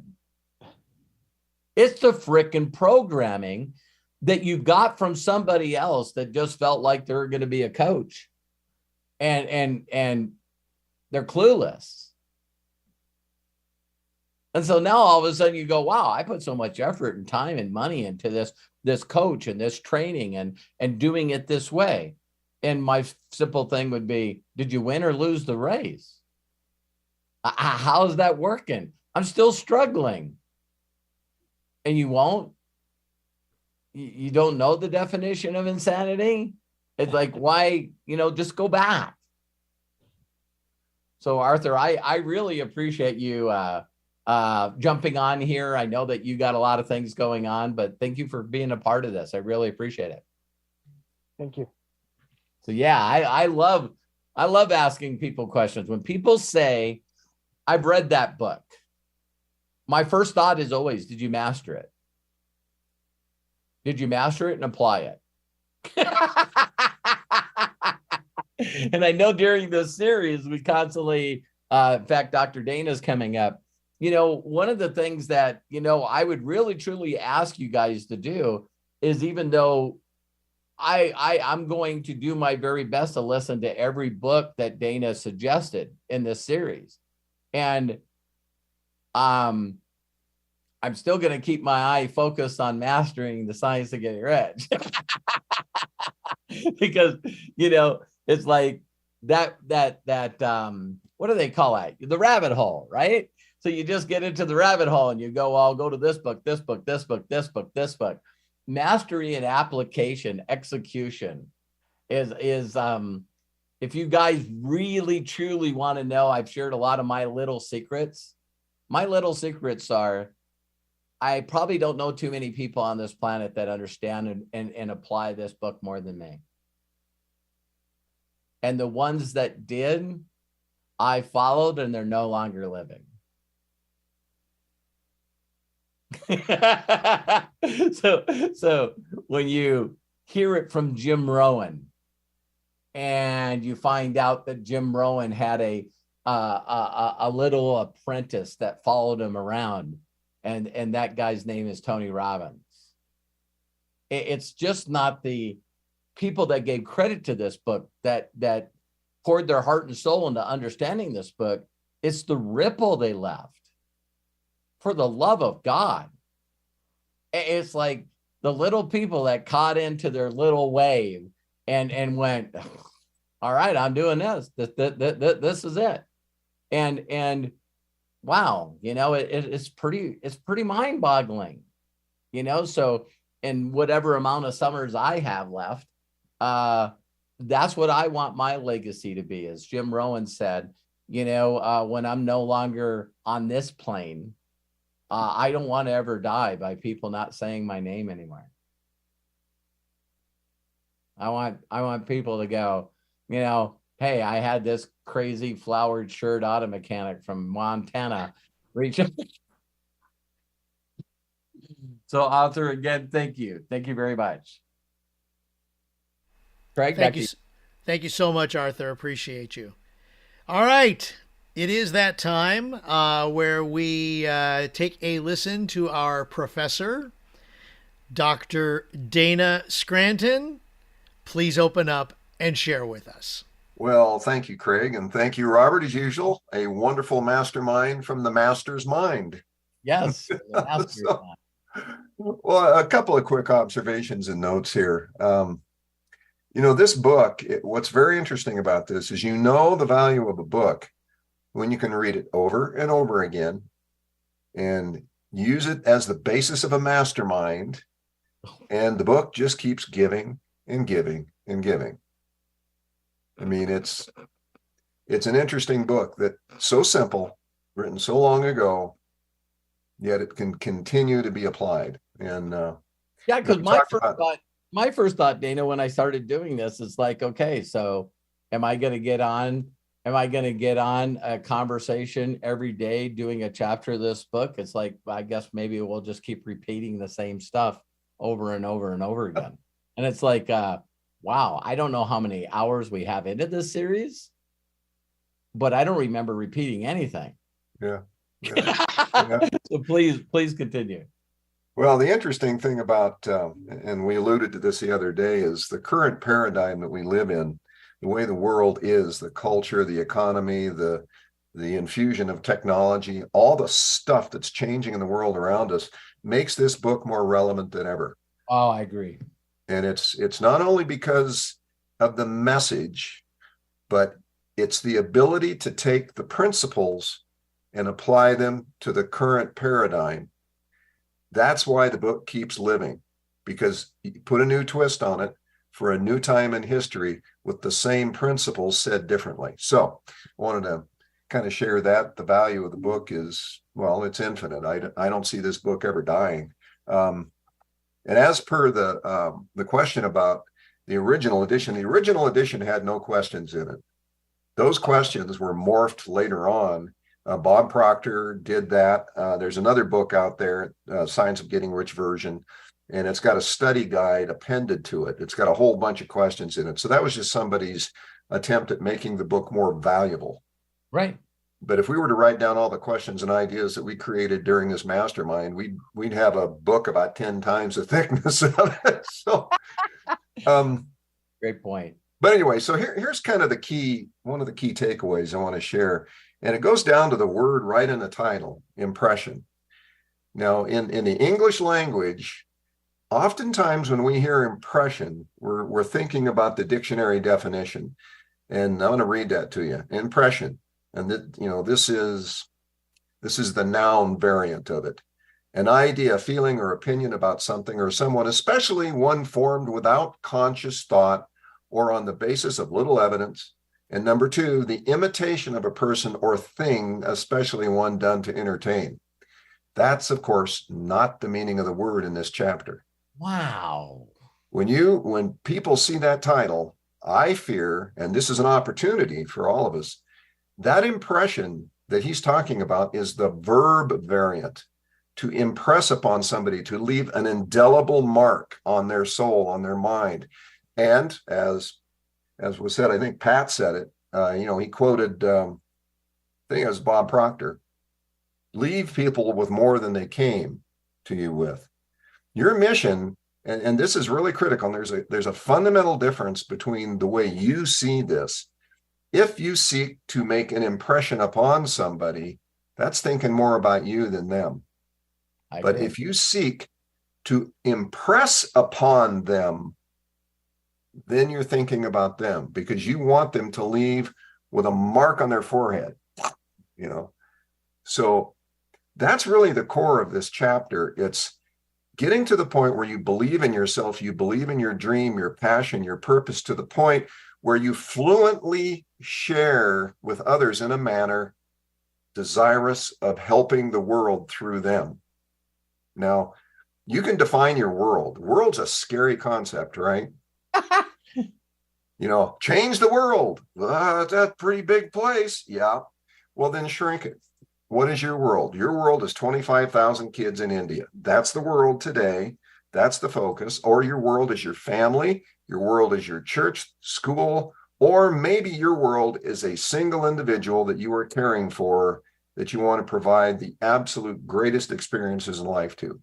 You define your world and how you impress upon that world, what you know, what you believe, because there's nothing as contagious as belief and enthusiasm. It's authentic.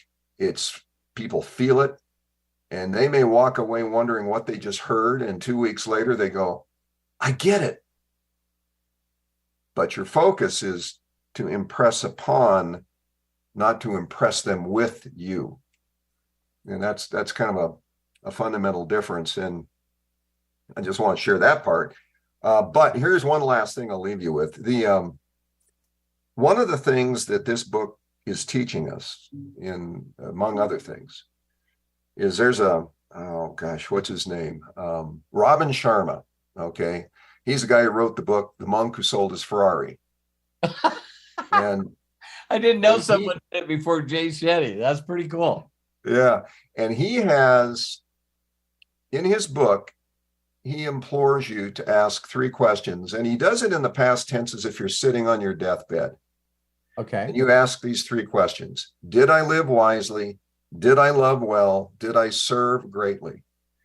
Wow. And I think what this book is teaching us, among other things, is don't live as if you're dead.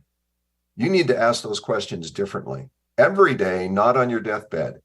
Am I living wisely? Am I loving well? Am I serving greatly? In the present tense. Because those 3 questions answered every day. And it's okay to say, no, not today. Right. The fact that you recognize it and you recognize that you have the power to help somebody else ask those questions and answer them in the affirmative, that puts you back into this impression mode of making an impression on the world through your beliefs, your values, and your desire to make the world a better place, however you so define the world. So that's it for me today. Thank you, Dana. Thank you so much. I love that. I love that because the world changes words, and you know, I think that people that are young, if you were talking about impressions, they probably would be thinking about how many times my TikTok video got viewed. I see Arthur smiling and laughing. I see a bunch of you. It's like, yeah, it's the impressions. I need some more impressions. I need more views. I need more likes. I need more hearts. Instead of thinking about oppressing upon others. You know, I've heard people even saying, I never knew where that came from, but when people are talking about their accolades, you know, sometimes I hear them say, I'm not here to impress you. I'm here to impress upon you.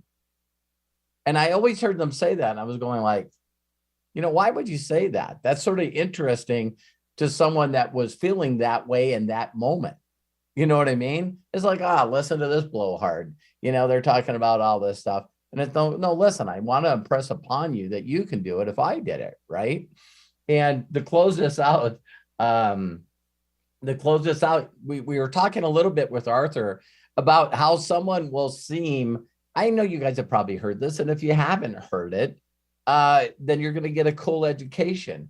But, you know, when you're talking about logos, when you're talking about slogan marks, when you're talking about an invention, a patent, there's this phrase out there that, well, if you change it by 10%, you get to make it yours. And when I plugged into Brendan Burchard to be a best-selling author, he said it all came down to 3 words for me before I died. Do I live? Do I love? Do I matter? And so when you said that, I went, okay, so here's a guy that found someone and got inspired, but I got to change it by 30%, so I need to change 1 word. and I see people do that all the time. But like we talked about in this deal, let's talk about the 1/2 degree turn. You know what I mean? Okay, so if you're in a rut, things are doing the same thing. And then all of a sudden you get good enough or wise enough, aware enough to just turn your steering wheel 1/2 inch. Enough to go through the roughness of it, trying to get back into the rut. And then it finally pops out, right? And now your back wheels are in the ruts and then they pop out. Now it's like a smooth travel again. You're on a new journey going in a new direction. You can, by changing something too much, totally end up in a place that you wasn't supposed to be. So when we talk about 1/2 inch and where it is a mile from now, there's a lot of people that just want to turn the steering wheel by 30%. And these are individuals that are tossed to and fro. You know, it's like you're like a leaf getting tossed to and fro from everything. So this is an imagination because, you know, the divine, the nature always gives me these analogies. These are people that we constantly see visions of. And it usually is pretty funny, and it shouldn't be funny because maybe some people got hurt or even killed. But these are these people that try to pass when they're not supposed to pass, or go on the shoulder of a road, or they're doing some stupid stuff and racing and competing. And then there's a wrong correction that turns into a bigger wrong correction that turns into a flip over. And it happens so fast.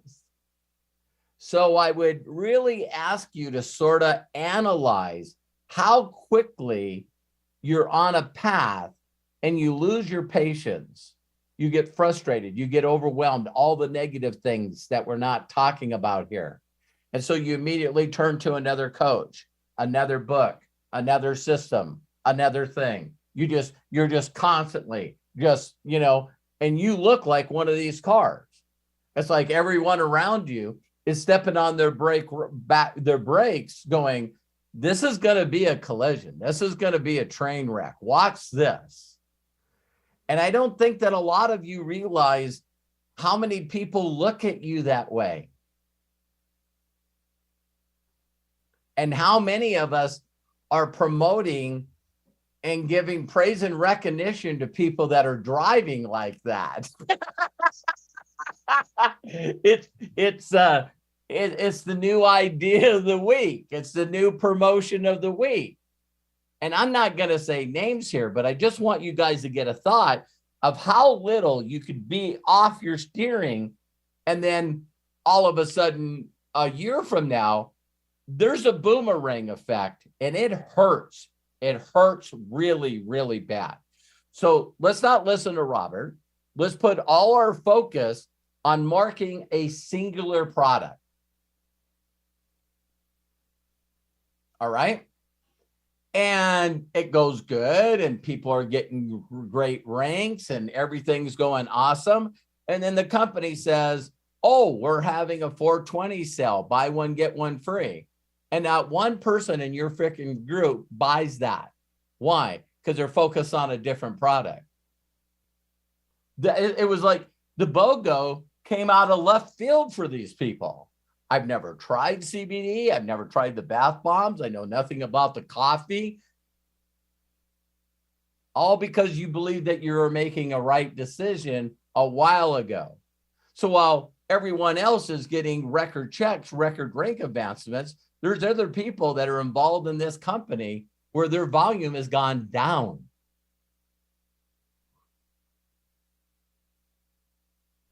But they believe that they're doing the right thing. Are you following me? So you guys know I don't lead with the product. So buy one, get one free worked pretty good for me. It's like the last time I looked, I'm pretty close to 800,000 in volume. My check will be, probably pretty close to, 74, 78,000. That's because I'm doing things in a certain way. So I just see that if I was just promoting one product, to me, it's like what Dana talked in another chapter. It's sort of like really narrowing the amount of people that I can actually impact, instead of teaching them things like the science of getting rich, trusting that it might inspire someone to such a position that they just don't do this industry anymore. They might not even do this company anymore. But that's not who I'm getting paid from. Yes, I get checks from this company, but my calling's a little bigger than just being an independent affiliate. You see what I mean? It's got to be a little broader to what we're going to do. And so the story I'd like to leave you with, and some of you have probably heard it, where this guy walks out onto the beach. And as he's walking out on the beach, he sees this little girl, and she's out there all by herself. And she's running down the sand, and she picks up a starfish, and she throws the starfish in the water. And then she walks a little further and picks up another starfish and throws it in the water. And the guy walks up and he goes, "Do you see how many starfishes are in the sand?" He goes, "What are you doing?" She says, "I'm trying to save these starfish." And he goes, "You're doing nothing. There's no way that you can save all these starfishes." And she bends down and picks one up and throws it out. "But I made a difference to that one."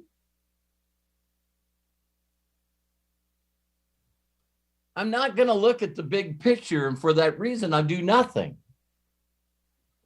Each and every day, I'm going to give the gift to those that have ears to hear, and just trust that my orchard keeps growing and growing and growing. And right before I jumped on here, Matt reminded me that Matthew McConaughey was on today, right? Remember I brought that up? You guys know that in all the countries that they had it in, they had 2.4 million people that signed up for that course, The Art of Living. there's definitely a need for this.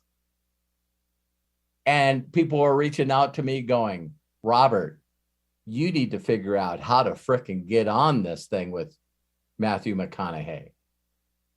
And I know they're teaching good stuff. And, you know, he's, of course, promoting a program called the road trip. You know what I mean? Let's go on a road trip together. We'll figure out all these things.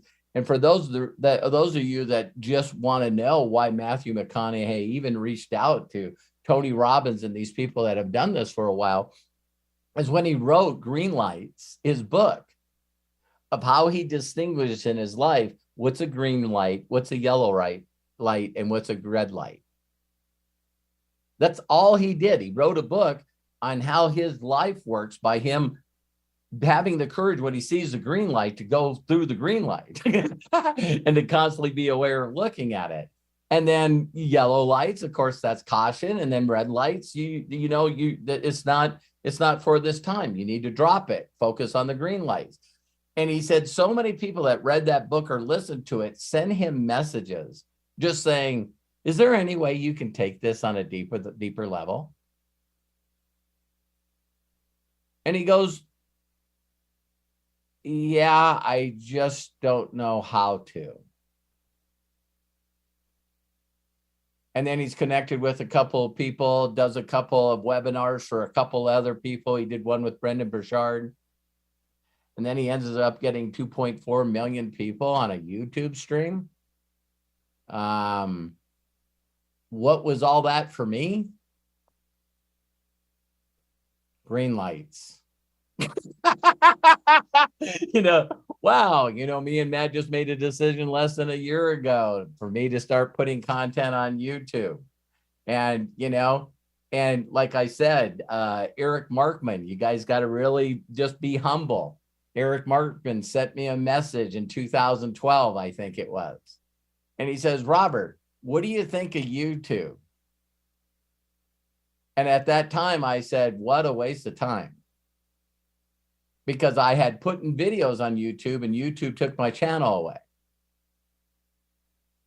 It wasn't YouTube's fault. It was me having not the confidence to put my own videos up there and use other people's videos. So I was breaking their policies and procedures, got too many flags, they shut me down. It wasn't the right moment for me. The moment's now. Are you guys following that? So please don't beat yourself up, because what could a lot of you say right now? Oh my God, where would Robert be? And how many people would he have touched if he would have figured this out in 2012? I don't know. If I were you, I wouldn't take that class. Not only for me, but stop doing it for you. Play now, play big right now. Get excited about putting value into other people's lives. And, it's a proven path. It's a totally proven path. Other people have run this path. And I know that Jim Rohn and Bob Proctor didn't think that they would pass and lead this planet as fast as they did. I just know that a lot of people are saying their names. What a legacy. What a cool legacy to leave my kids and my grandkids and the great-great-grandkids that I haven't met yet. To just be in a place where one of my grandkids say, well, what is your name? Oh, my name is Olive Hollis. Are you related to Robert Hollis? Yeah. I wouldn't have the life today if it wasn't for him. Wow. My grandpa did that. Not for anyone to boast, but it probably would be pretty cool for her. So I'm just going to keep planting a bunch of seeds. Do me a huge personal favor and share this video with people. Tell them to subscribe to the channel and look through the other ones. Now that we're telling people to do 4, 14, and 7, maybe after they listen or read it and they don't get it, maybe you could pass this video on to them. Maybe you could pass on video mastery number 4 to them. Maybe you could put on mastery of number 7 to them. Well, listen, here's the audio and the written, but here's a bunch of people that are trying to make the small impact in the world, make a dent in the universe. And maybe you should just listen to them, see if they don't bring up some stuff that you resonate with. Okay. So I love and appreciate you guys. I know this is going to be a recorded video forever, but we'll be doing the next one in the next chapter next Monday. All right. So Terry and I worked hard and won this nice trip that the company's paying for. So we're just going to go and spend some good time and relax. And Matt, I got to give a big shout out to Matthew and Craig. They were the ones that said, listen, you need some time off. I was trying to figure out when I was going to carve out some time in Cancun to be able to keep doing this. So thank you, Craig. Thank you, Matthew. And I love each and every one of you. Craig, go ahead and close it out. Bless you, Robert. Thank you. And I think everybody would agree with all that Robert has contributed to us. He deserves a little break. And we will get back to the mastering of the science of getting rich next Monday with chapter 15, The Advancing Man. So that's Monday, May 1st. And you know what this does? This offers you a great amount of time between now and Monday, May 1st to either re-watch these videos or catch up if you've missed any of these videos. Because when we're going to go into the final stages of the mastering of science of getting rich, chapters 15, 16, and 17. And oh my gosh, wait till you see how this whole thing wraps up. If you don't already know, but the discussions that we will have, because you are participating in this, mind-blowing. So, I want to thank Bill Shoemaker, Lisa Marie Cook, Kai Au, John Tier, Pat Dreyer, Arthur Wainio, of course, Dr. Dana Scranton for sharing with us. Matthew Hollis, bless you, man. Thank you so much for being our foundation. And of course, bless you, Robert, for being who you are, for sharing you with us, for sharing your guidance, your mentorship, and everything there is with each and every one of us watching the YouTube, here on Zoom, live or recorded. We love you. We appreciate you. And everyone, please don't forget to like this video, share this video, and subscribe to our channel. More is yet to come. So exciting. So excited to see where we are next. Until then, please be good to yourselves. Be cash. Bye-bye. And now I'm unmuting everybody. Let's all say goodbye. Hi, guys. Thank you, everybody. Thank you, Dad. Thank you, Craig. Awesome. Love you all. Hey, Frosty, my friends. Hey, by the way, I just went on Bobby, McConaughey's stream and he's sharing Ogmandino right now. So that's interesting. I said McConaughey's still on. Right. I just went on and he's sharing Ogmandino right now. He's reading right from the book. So. Oh, wow. hey. That's awesome. Right. Wow. That doesn't give any more there. Right is. Right. Great vacation, Robert. Thank you. Thank you. Have a great vacation. Congratulations. Thank you, Matthew, for all you did yesterday. Awesome. Thank you, Matthew. Dad. Awesome.